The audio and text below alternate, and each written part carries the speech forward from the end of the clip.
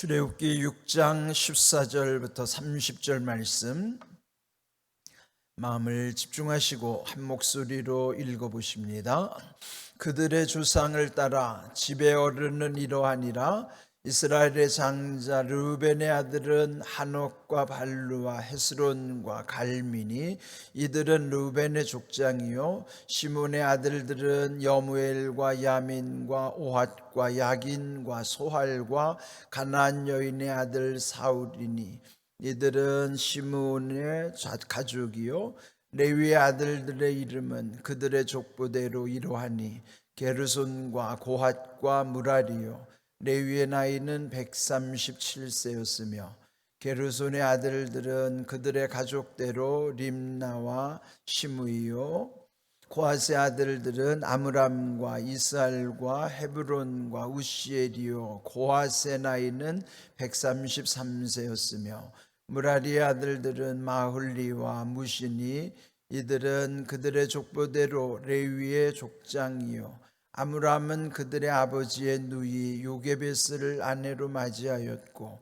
그는 아론과 무세를 낳았으며 아므람의 나이는 137세였으며 이스라엘의 아들들은 고라와 네벡과 시그리요, 우시엘의 아들들은 미사엘과 엘사반과 시드리요, 아론은 암미나답의 딸 나손의 누이 엘리세바와를 아내로 맞이하였고 그는 나답과 아비우와 엘르아살과 이다마를 낳았으며 고라의 아들들은 아셀과 엘그나와 아비아사비니 이들은 고라 사람의 족장이요, 아론의 아들 엘르아살은 부디엘의 딸 중에서 아내를 맞이하였고 그는 비느하스를 낳았으니 이들은 레위 사람의 조상을 따라 가족의 어른들이라.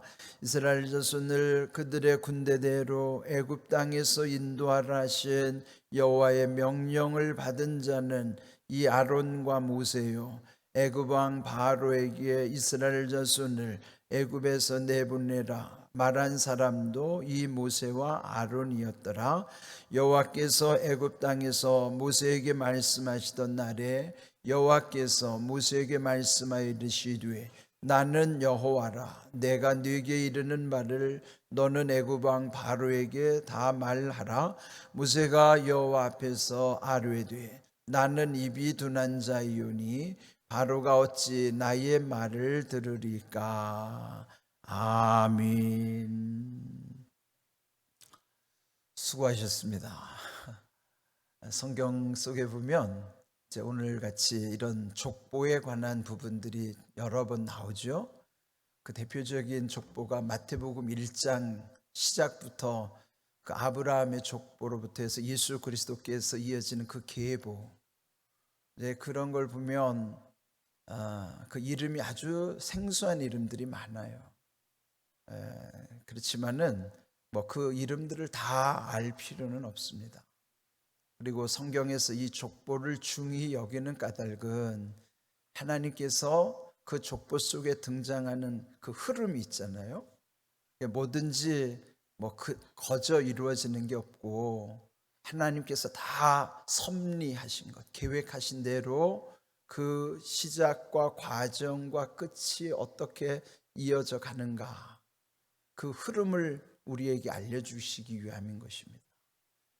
오늘 이 족보는 나름대로 의도가 있는 거예요.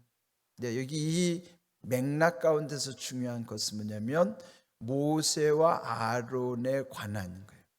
그들의 근본이 어디로부터 비롯돼서 그 모세와 아론을 하나님께서 쓰고 계시는가, 이것이 이제 이 족보 속에 나타나게 하시는 것입니다. 오늘 제목을 그들의 조상을 따라, 그렇게 시작되는 말씀을 제목으로 정했는데,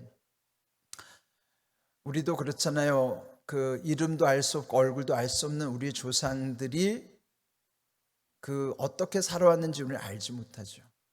그러나 그 결과로서 내가 오늘 존재하는 거예요. 그러니까 내 속에는 알지 못하는 그 앞서의 우리 선조들의 삶이 내 안에 다 들어와 있죠. 참 신비한 게, 여러분 이 컴퓨터 안에도 보면 또 여러분 핸드폰도 마찬가지예요. 여러분이 그걸 작동하잖아요. 그러면은 지운 것 같아도 그 기계 안에는 다 흔적이 남습니다. 그러니까 만약에 어떤 사건이 벌어지면 제일 먼저 경찰에서 압수하는 것이 그 핸드폰이잖아요. 왜냐면 거기 보면 흔적이 다 남기 때문에 지워도 그거를 다 복원해낼 수가 있어요. 그는 뭐냐면 기록이 된다는 거죠. 근데 신기하게도 우리 몸도 그래요. 우리 몸 안에도 기억 장치가 있어가지고 그것은 DNA 속에 다 남아서 그게 또 다시 후대에게 이어지는 거예요. 그리 보면 지금 나는 조상의 경험에 기록된 것들이 내 안에 지금 다 들어와 있는 것이고, 나의 경험과 내 속에 기록된 것은 내 후대에게 또 대물림이 되는 것이죠. 이것이 중요하기도 하지만은 두렵기도 한 거예요. 네? 그런데 이 족보라는 것도 보면 하나님의 섭리도 그렇게 다 흘러가게 돼 있어요. 이제 여기 모세와 아론에게 중심 초점을 맞추면서 지금 그 땅에서, 즉 애굽이라고 하는 곳에서부터 이제 가나안으로 하나님께서 인도해 가시는 과정인데, 미리 이미 창세기 15장 16절 아브라함과 약속하신 게 있어요. 이른바 횃불 언약, 그 쪼개진 재물 사이로 횃불이 지나가면서 아브라함과 하나님이 언약을 맺으시잖아요. 그때 그 15장 16절에 하신 말씀이 뭐냐면 이 땅에 4대 만에 이 땅으로 돌아올 것이다. 그 가나안에서 하신 약속은 뭐냐면 너희의 후손들이 애굽으로 내려갔다가 다시 4대 만에 이 땅으로 다시 돌아온다. 그는 이제 약속을 주신 거죠. 그런데 여기 보면 4대가 어떻게 이루어져 가는 것인가, 이 족보 속에 이미 다 이제 또 기록이 되게 하시는 거예요. 그러면 이제 그 야곱의 12아들, 이제 그 애굽에 내려가서 야곱의 12아들을 12지파가 만들어지잖아요. 근데 여기 이제 그 족보에 보면은 야곱의 12아들을 다 기록한 것이 아니고, 여기 특별히 보면은 14절에 이스라엘의 장자 르우벤의 아들들 쭉쭉쭉 나오고, 15절에는 시몬의 아들들 쭉쭉쭉 나오고, 16절은 레위의 아들들 쭉쭉쭉 나와요.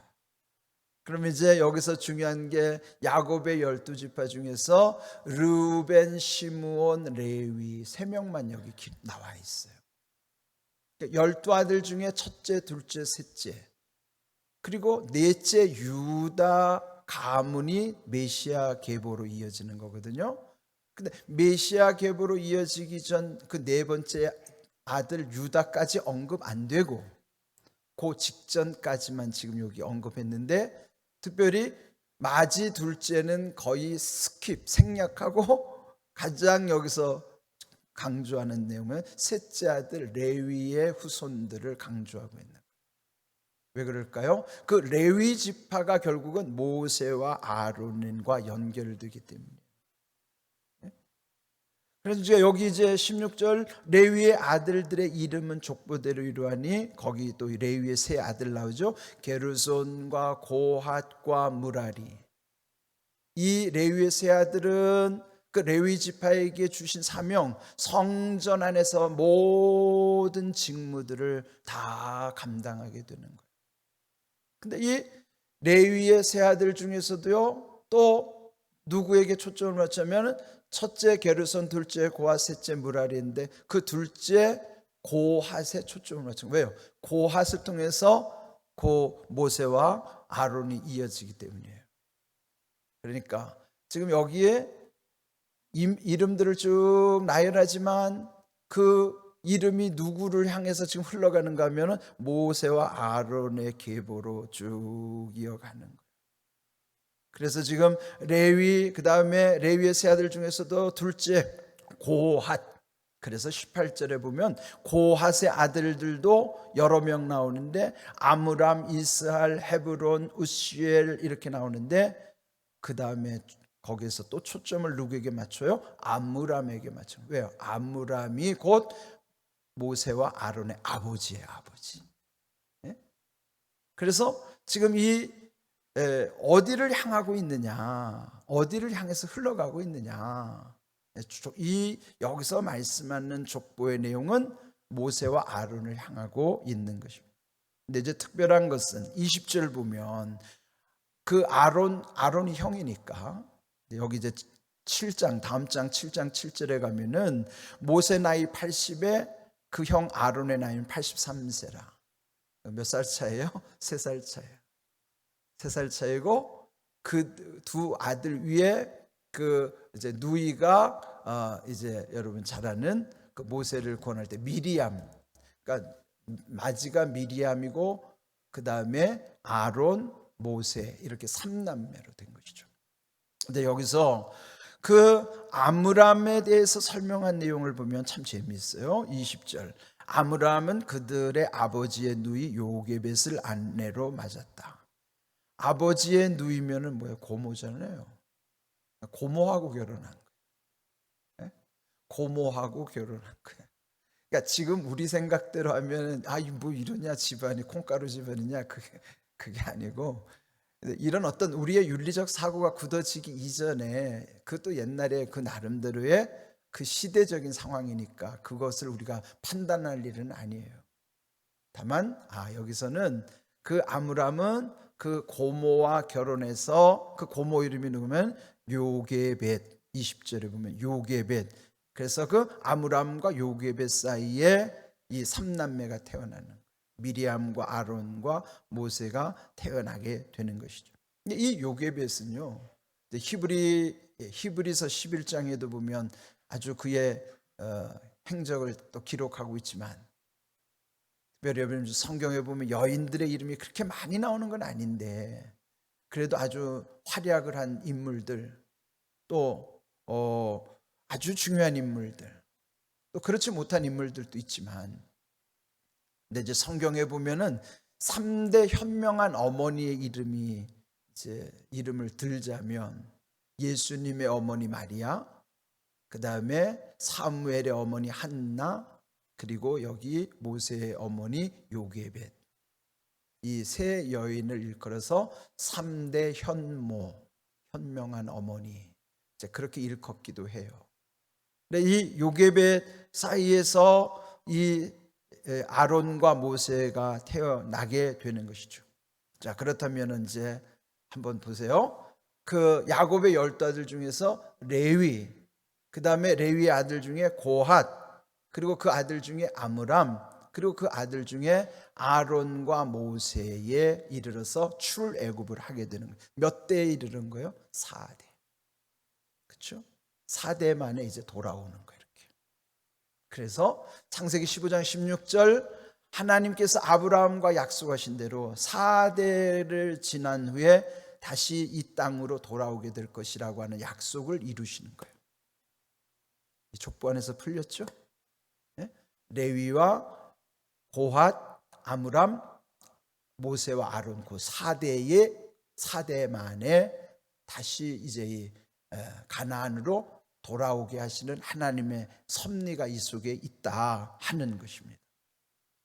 자, 그 다음에 아론에 관해서 이제 여기서 또 초점을 맞추고 있습니다. 23절 보시면 아론은 그 아미나답의 딸 나손의 누이 엘리세바를 아내로 맞이하였고 그는 나답과 아비와 엘르아살과 이다말 4명의 아들을 둔 거예요. 여기 4명의 아들 중에서 중요한 건 나중에 이제 레위기에 가면 그 나답과 아비후 두 아들이 성전에서 쓰는 불은 하나님이 지명하신 불을 써야 되는데 자기들 멋대로 불을 땡겨다가 쓰다가 즉사하는 거예요. 죽습니다. 하나님의 명령은 어기고요. 그래서 결국은 나답과 아비후의 두 아들은 죽어요. 그리고 엘르아살과 이단말이 그 직분을 맡아가게 되는데 그 중요한 두 아들 중에서도 엘르아살을 여기서 더 중요하게 다루고 있죠. 25절 또 아론의 아들 엘르아살은 부디엘의 딸 중에서 아내를 맞이하였고 그는 비느하스를 낳았으니 그래서 엘르아살 비느하스로 이어지게 하는 거예요. 여기서 표현을 보시면요, 아론과 모세 그 4대 만에 돌아가게 하시는 섭리 가운데에서도 여기서 마친 게 아니라 아론 그리고 그의 아들 엘르아살 그리고 비느하스로 이어지는 하나님의 섭리를 말씀해 주시는 거예요. 우리 생각에는 모세의 역할이 가장 중요한 것, 그렇게 느껴지죠? 맞습니다. 그러나 아론의 역할 적지 않아요. 어떤 의미로 보면 모세는 그 백성을 애굽에서부터 건져내서 이제 가나안으로 들어가게 하는 데 있어서 들어가지는 못하지만, 모세는 못 들어갈지라도 어쨌든 그 백성을 끝까지 인도해 내는데 아주 중요한 역할을 하죠. 그건 뭐예요? 몸을 애굽에서 건져내는데 역할을 한 건 모세의 역할이지만, 몸 속에 들어있는 애굽의 문화와 속성을 끄집어내는데 중요한 역할을 하는 사람이 누구면 아론이에요. 대제사장으로 세워서, 대제사장의 역할이 뭐예요? 대제사장은 하나님의 뜻을 받들어서 그 백성의 죄를 대속할 뿐만 아니라 하나님의 뜻을 따라 거룩한 백성으로 만드는 데서 지도자로 삼는 것이 대제사장의 역할. 그건 뭐예요? 그 안에 믿음을 집어넣고 그 안에 믿음이 들어감으로써 그 안에 있는 모든 애굽의 속성들이 다 빠져나오게 하는 거예요. 그 역할은 아론을 통해서 하시는 거예요. 애굽에서 몸을 건져낸 거는 모세를 쓰셨지만, 몸 속에 들어있는 애굽을 빼내는 역할은 아론을 통해서 하신 거예요. 우리에게 중요한 건요, 몸도 중요하지만 몸 속에 들어있는 과거 속의 습성들, 우리도 조상으로부터 물려받은 안 좋은 습성이 있을 거 아니에요. 가정에 끊지 못하는 대를 이어서 흘러오는 저주 같은 거, 그 집안에 내력들이 있다고요. 어떤 집에 보면 아주 술 주사를 부리는 내력, 바람 피는 내력, 뭐 노름하는 내력, 하여튼 좋은 내력이 있는 집도 있는가 하면 안 좋은 내력이 있는 집들도 있어요. 그는 뭐냐면 그 속에 대물림된 것이 아직 청산되지 않으면 어느 순간에 나도 모르게 내 몸이 그렇게 움직여지고 있어요. 그거 어떻게 해요? 내 속에 아직 이게 빠지지 않은 거예요. 그거 어떻게 해요? 모세를 통해서 육신이 구원받을 뿐만 아니라 아론을 통해서 그 속에 있는 것을 다 뽑아내게 하신 것처럼, 그는 우리가 하나님 앞에서 믿음의 결단 가운데 그거 끊어져야 되는 거예요. 그래 여러분의 후대가 대물림되지 않아요? 여러분이 믿음 좋은 것은 다 몸에 기록되기 때문에 여러분은 후대에게 흘러가는 거예요. 그게 우리 중요한 거예요. 모세를 통해서, 아론을 통해서 하나님이 어떻게 역사하시는 거예요. 결국 우리 안에 하나님의 거룩함을 이렇게 합력해서 선을 이루어가게 하시는 거예요. 우리의 겉으로 드러나는 것도 거룩해야 되지만 내 속 안에서도 거룩해야죠. 보이지 않는 것도 거룩해야 되고 보이는 부분도 거룩해야 되는 거예요. 그런데 사실 보이지 않는 부분이 거룩하기라는 건 참 쉽지 않아요. 아무도 모르잖아요. 나하고 하나님 사이만 하는 거예요. 여러분, 정말 하나님이 두려운 사람은 그 내면이 거룩할 수밖에 없어요. 여러분, 그래서 늘 오늘 주신 족보 속에서도 결국은 26절 27절에 보면 이스라엘 자손을 애굽에서 인도하라 하신 하나님의 명령을 받은 자들 아론과 모세요, 또 애굽 왕 바로에게 가서 내보내라고 말한 사람도 모세와 아론이라. 그건 뭐야? 결론은 이 앞에서 그들이 변명하기를, 이 모세가 변명했잖아요. 아니 바로에게 가서 말하라고 했더니 아니 내 이스라엘 자손 내 백성도 내 말을 듣지 않는데 저 바로가 무슨 내 말을 듣겠습니까? 그런데도 여전히 하나님은 그 자손에게도 그 바로에게도 가서 이 명령과 이 순종 다 네가 해라.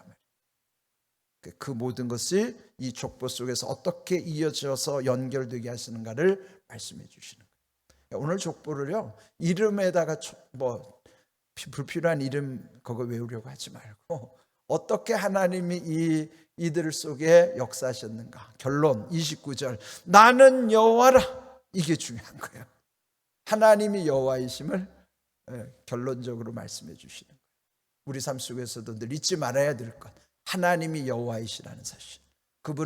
그분이 스스로 존재하실 뿐만 아니라 그분이 전능하신 하나님이요, 그분이 우리와 함께 하시는 하나님, 나는 여호와라, 이 사실을 우리에게 다시 알려주시는 거예요. 그게 결론입니다.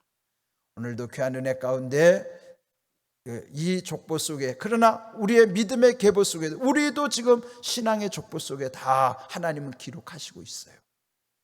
그 사실을 기억하면서 하나님의 뜻에 더 집중하는 삶이 되기를 주님의 이름으로 축복합니다. 아멘.